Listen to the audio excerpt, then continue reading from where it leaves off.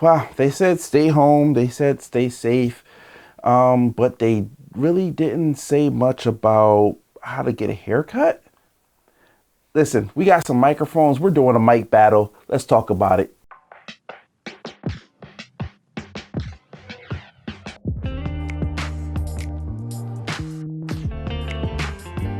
Hey, what guys, what's going on? It's your boy Crazy One here with another video. I'm trying a little something different now with the background. I want to go white instead of black and dramatic. I kind of want to flush it out. Although, you know, with this, I think I should have probably just gone with the black and dark stuff. But anyway, we're doing a mic battle against three competitors here. We have the Shure BLX188. We have the Rode Wireless Go. And we have the Saramonic UwMic9. Three awesome mic systems, ranging from 200 to 550. These are options that really won't break the bank for you. Also, they are a good investment. So if you are in the market for lav mics, whether you're doing lives or doing interviews or on the location filming, these mics are definitely some options that you might want to consider. So let's take it from the top. I'm going to start with the Rode Wireless Go, which you can actually hear right now with me talking, is the least expensive of the two.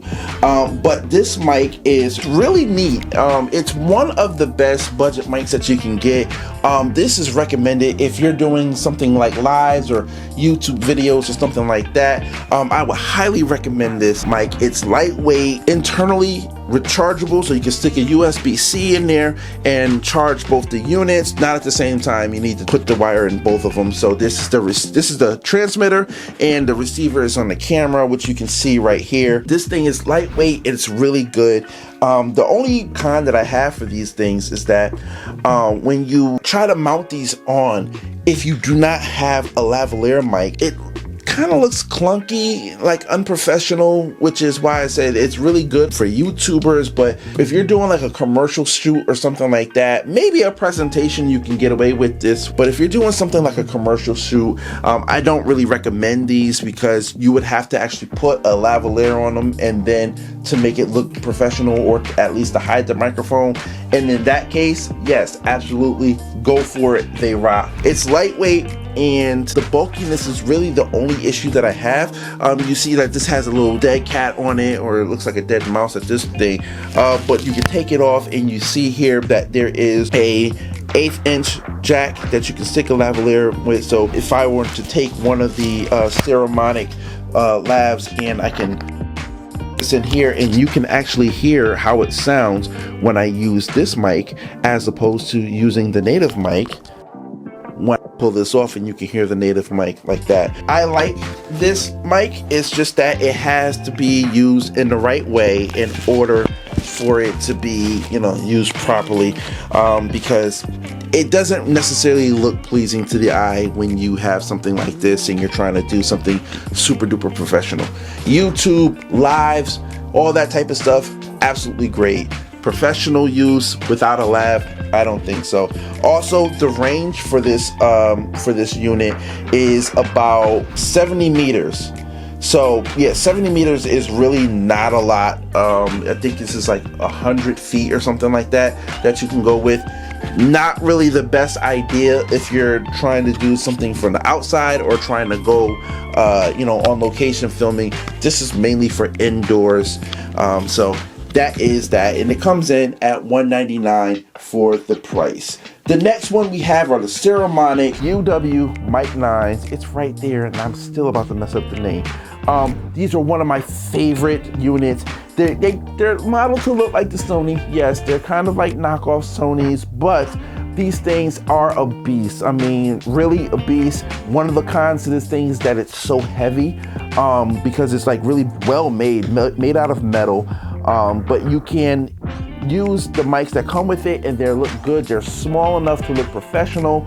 You might have to buy some replacement windscreens because they do have the tendency to come off. The sound is really good on these things. You can pair them up with a signal finder, so the signal finder can just make sure that it has the cleanest signal possible, and then it will figure out that signal, and then it'll say, okay, this is the signal that we're going with, so this is what we're rocking with, and we're good. And you're pretty much good for the rest of your shoot.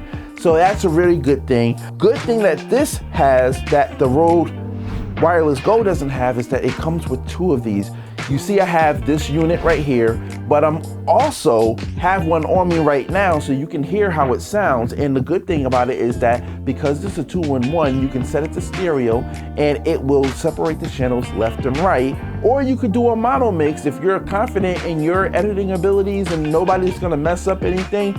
You can set it to mono and both channels will come in as a stereo channel left and right. But I like to do the left and right stereos. That way I can separate the channels in post. I can go in, make them stereo channels and make them their own separate tracks, and I can edit them and do whatever I need to do with them in post. It is a great system that has a lot of features. You see I have a big, nice little screen here. The only problem that I have with the screen is that a lot of the options are not usable from the transmitters. You have to do it from the receivers.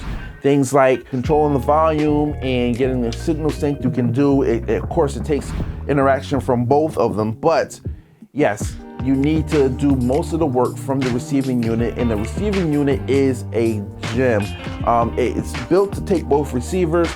It mounts to your camera, so I have these 3 pieces in my bag at all times, so when I'm shooting, if I need to get up a mic, I can just mount that bad boy up, give it to my subject, put the mic on them, and off we go. It has an output that goes into the camera's microphone port, and it also has a monitoring earphone jack, so you can just plug right into it and you can get the real-time audio from the unit as opposed to getting it from the delay from the camera, because it is kind of annoying to hear somebody talking and a split second later hear them talking the audio. It is kind of annoying, but that feature exists. Neither of these things come with a case, which is a huge con for me because I find that I have to keep making up cases or, you know, put them in the bag loose leaf for them. So camera companies, please start making cases for your lav systems. This one comes in at about $400. You can upgrade the lavaliers for both of these systems. So if you in the market for a better lav and you want to keep the same system, you can definitely do that with the 2 of them. They both take 1/8" jacks and they are great. The next one is the Shure BLX188. Now, I'm also wearing this one right now. The major con that I really have with these things is that they're not mobile. These are built for studio use or for home use. You need a mixer or an interface or some sort of sound unit to use these things. Really plain and simple. There is no screens, no buttons, an on-off switch, and you open it up where the batteries are and you see the batteries. There's a volume gain button right here, and then over here there's the group and channel, so you can pair it up with the actual receiver. The receiver is over right now at my desk, connected to my mixer via XLR, and that's how I am getting this channel to you guys. So I'm wearing one of these right now. The other one is here. Again, this is a 2-for-1, 2 transmitters to 1 receiver unit. It comes in at about $550. And the microphones, they're kind of big. Now, these are an upgraded microphone that I have for these. But the ones that came from there, they were just as big. And also the connector that they use is a specialized connector. I forget what it's called offhand. I'm quite sure there's just some text that just flashed across the screen. These also can be upgraded to the smaller versions, to the more professional versions of the microphones. They say that these microphones are good for presentation. However, I have used these microphones and they are great for like TV production or even doing YouTube videos. I mean, they sound really good. During this whole entire video, I am actually running all 3 mics, so you should see that I'm switching between mics every so seconds, just at random, so you can hear the quality of the mic. So it's not me, you know, having bad microphone systems, it's that you're hearing the difference between all the mics as I'm talking. None of these have a case, which is really annoying to me. If I can rank these in sound quality, the Shure comes in first in sound quality, hands down. From these 3 systems, nothing is touching these Shures. If I had a Sennheiser, I'm quite sure the Sennheiser would blow these out of the water, but these Shures are awesome when it comes down to sound quality. I feel like there's a little bit more balance in there. I can EQ these a lot better than I could with the other two.